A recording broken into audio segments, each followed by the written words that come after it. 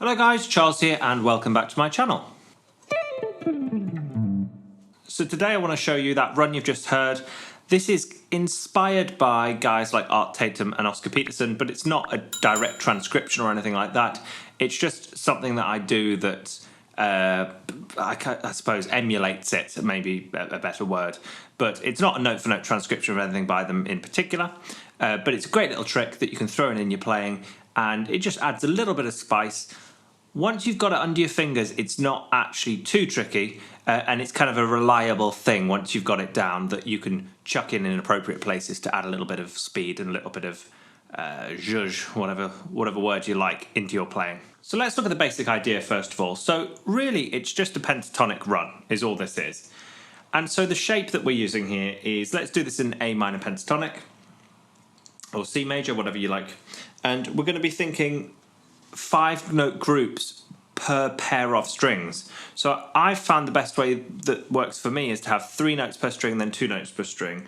So we'll be having in A minor, we'll start up here on the 12th fret of the E string, and we'd have, this is the first group, 12, 10, 8, 10, 8 on the E string and the B string. 12, 10, 8, 10, 8. And that same shape repeats down the octave on the G string and the D string. So G would be 9, 7, 5, then 7, 5 on the D. And then on the A and the E string. So now the kind of secret, I suppose, here is the very first little trill. It kind of acts like a launching pad that this little whittle kind of launches you on the way through the rest of the lick. So by starting here on the 10th fret, I do a trill 10, 12, 10, and then I just descend through the whole pattern, something like this. So slowly, all I'm doing there is this.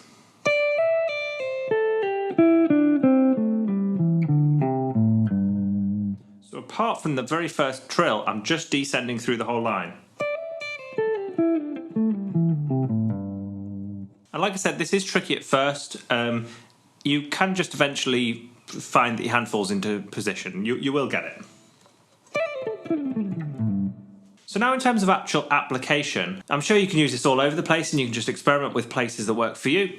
Where I kind of tend to find myself using this is, I wouldn't probably use the whole 3-octave run. That's maybe a bit much. I'd probably just use 2 octaves of it. So one place I do find myself doing this on occasion is on a 2-5-1. So if I had 2-5-1 in C major, D minor, G7 and C.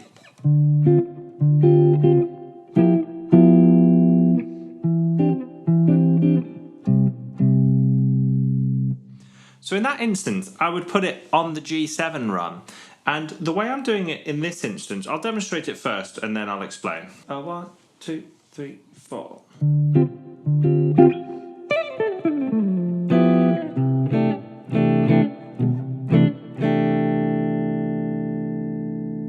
So something along those lines. So all I'm doing there is taking it over the 2-octave shape rather than the whole neck, and starting with my little trill. Of that 2-octave pattern, I'm then sliding down basically just to a G7 chord. So I was using that over the first half of the G7 chord, and over the second half I'm just using this G13 shape, which is F, B, E and G, and then resolving to C. So slowly that's this. 1, 2, 3, 4.